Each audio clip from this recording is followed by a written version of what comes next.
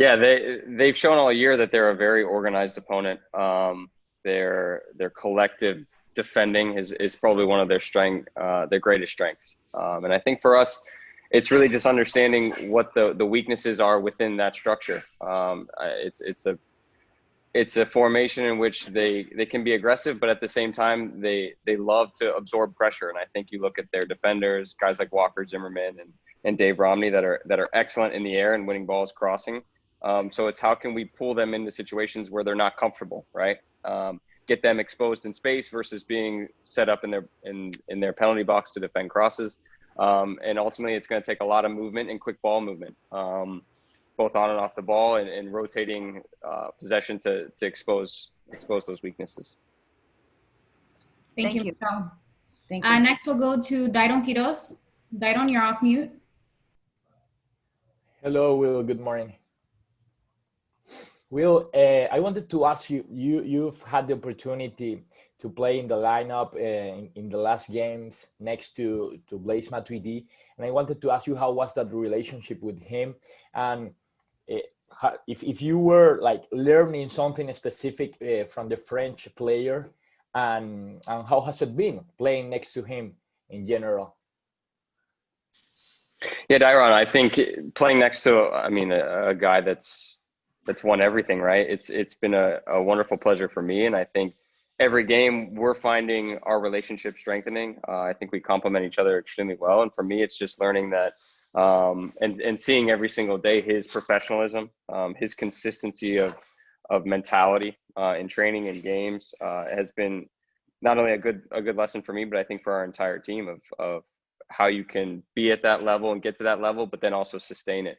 And Blaise is a wonderful professional, a guy that certainly is all about the team, and that's been wonderful for me as a teammate, playing directly next to him, but also I think for the entire group. Thank you. Next, we'll go to Kobe. Kobe, you're off mute. Appreciate it, Jackie. Morning, Will. How you doing? I'm good, Kobe. How are you, buddy? Doing solid. Looking good in the shadow. Yeah. Wanted to ask about you guys specifically. Expansion teams, they don't make it to the playoffs often, and when they do, historically they haven't fared the best. What about this team makes you believe that you guys have a chance not just to win Friday, but go on a run at playoffs? And two, you're a vet in this league. You've been to playoffs. You've seen these games. You experienced these games. What do you tell the younger guys about the difference between playing the games you had in the regular season versus what you're going to be faced with on Friday? Appreciate it. Yeah. To answer the first part of the question, being an expansion team and stepping into the playoffs, I think we're just certainly excited to be here to start with. It was, like Diego, I think, touched on, it was a goal of ours to make it into the playoffs, because if you make it into the playoffs, anything can happen. And I think for us, that's a huge buoying point for us as an entire group. But at the same time, look, your question lends itself ironically to the fact that it's two expansion teams playing each other in the first game, right? So I think for either one of us, it's history will be made, right? So for us, it's like I touched on Michelle's question, understanding how we can win the game, how we can hurt them and score goals. Because ultimately, it's going to take a lot of work, a lot of effort from all of us. But as I've seen in my career through MLS playoff games, it's anything can happen truly. And in now one-off situations, it just which team can take advantage of their opportunities when they have them. And like we said, it's a team that defends well, but at the same time can be exposed. And we have to take those opportunities as well as keeping a shutout out the back. Thank you, Kobe. Next, we'll go to Alfonso. Alfonso, you're off mute. Thanks, Jackie. Hi, Will. How are you? Wonderful, Alfonso. Thank you. It's all or nothing this Friday, 90 minutes. Do you feel pressure in your team ahead of this match? Absolutely. It's a playoff game. There's always pressure. I think you have to understand that we want to win and we want to step on the field knowing that it won't be easy, but knowing that we can win. And I think if you're not feeling pressure, if you're not feeling the excitement to go and win a game, then something's wrong. And for us, that's certainly a rallying point for us. Thank you, Alfonso. I will take 2 more questions, one from Franco and then Steve Brenner. Franco, you're on the line. Thank you, Jackie. Good morning, Will. I appreciate the Wil Trapp After Hours album cover that we have going on. I know you can sing. So just two quick ones for you. I know you touched on it a little bit with Michelle's question, but what kind of game do you expect on Friday? It's a playoff game. It's do or die. Obviously, Nashville has their set style, just like you guys have your set style. So what kind of game do you expect? Do you expect them to see possession and let you guys have the ball? Is that the type of game you're expecting away at Nashville on Friday? And then the second one, how have these last 2 weeks been? Obviously, you guys came off an emotional high, qualifying for the playoffs on the last day of the regular season in the tropical storm. But obviously that first week, you have 2 weeks to prepare. So how was that first week especially that first week of training? Did Diego give you guys some time off to decompress, or just how have the last 2 weeks been in that regard? Thanks, Will. Sure. The match itself, I think, playoff games are unpredictable.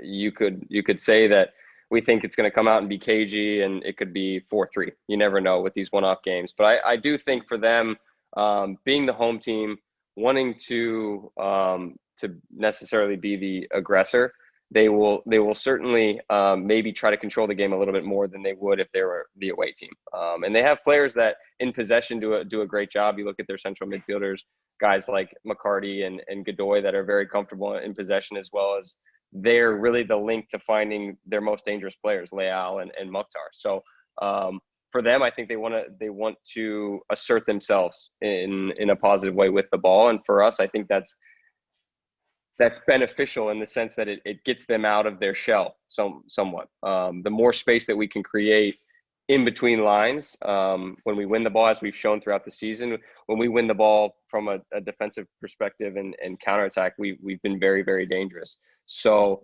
in a way, I think it's beneficial for us that if they want to be the aggressor in the game, it will help us not only gain confidence by pressing and winning the ball, but also just creating space. And as we look into what and how we've prepared for this game, the Cincinnati game was certainly something where there were so many things surrounding it and a lot of things indicative of South Florida, I guess you could say. I thought hurricane season was over.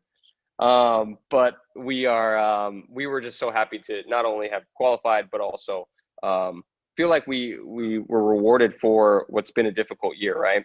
And the staff was very generous in giving us a couple of days off to decompress and just kind of relax before what we knew was going to be some intense preparation for this game. And like I've said throughout this press conference, it's something where we've just tried to highlight what they tend to do on both sides of the ball, and then how we can counteract that, as well as assert our own style within that. So the preparation's been good. We've been focused. We've worked hard. And ultimately now you just want to play the game.